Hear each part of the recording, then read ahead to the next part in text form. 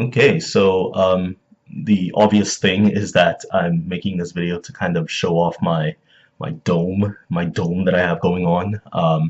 The main reason I shaved it is because I had some really serious dandruff problems.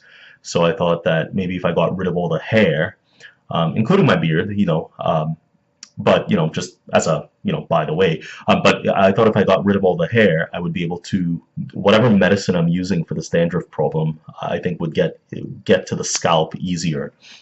So that's the main reason I shaved it. But yeah, I'm kind of I don't know, I'm kind of liking it, but it is very strange. I do look very different, and it's kind of this is an atheist website, so it's kind of reminiscent of Christopher Hitchens.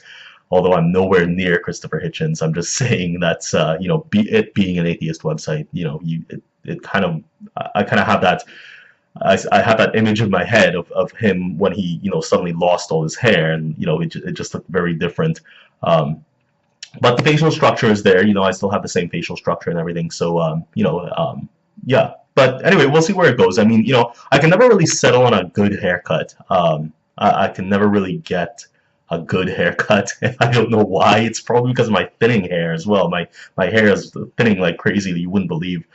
But anyway, the point being is, I think this way, the dandruff medicine is going to get there better, and whatever shampoo I'm using, etc., it's really going to sink into the pores. And I heard that lemon juice too is probably good for dandruff, so I'm probably going to try all sorts of things just to get rid of dandruff.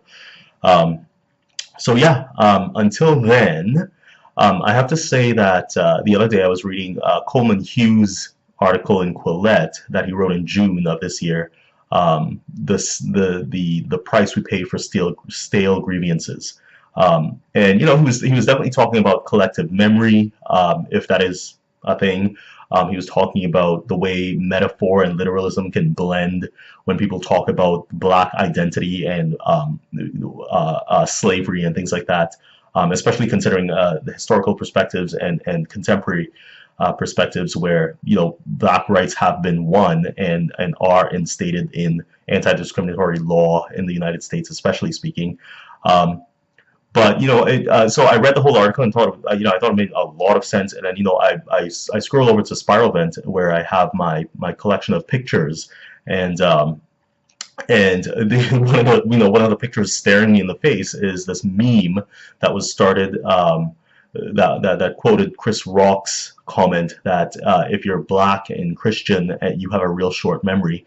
And just the word memory alone kind of stuck out at me because it kind of made direct reference to Coleman Hughes' article about this. When black people talk about our suffering, in terms of blending, the days of the slave trade and slavery, and then this collective now kind of victimhood kind of narrative that a lot of black people tend to use.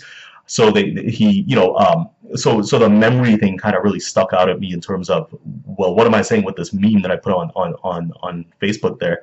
I kind of worked it out. I'm not sure how biased I am in terms of working this out, but when you think about blacks and Christianity and in the early days, post emancipation, you would think of basically people that during the Reconstruction era and Jim Crow, you would think of people that kind of neglected, apart from being kind of indoctrinated during slavery, kind of like the early black atheists who broke out of the indoctrination and chose to instead talk about politics and equal rights, instead of going to church on Sundays. So Christianity hasn't changed. So I mean, whatever the memories are and whatever the memories are now and whatever state they are in now, Christianity and the Bible hasn't changed.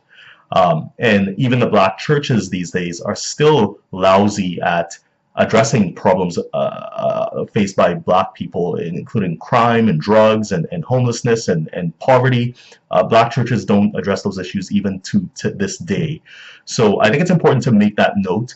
I really try to stay away from the whole discrimination victimhood narrative thing, and sometimes you do run into it. I'm not saying discrimination does not happen. I'm saying discrimination does happen, but I try to stay away from the victimhood narrative. Even in my personal life, I try really difficult to, not try really hard, but I try to be careful in terms of falling into any sort of like, oh, woe is me, I'm such a big victim and things like that. So I do it with me, I do it with everybody else as well. So it's just, there are some realities. I think there are some realities that we all have to face. But you just try not to end up on this crazy left-leaning kind of, everybody's a victim type thing. And I really believe that should be upheld. Anyway, so I showed off my new haircut, and I just had to say that about the meme. And yeah, that's about it. Bye.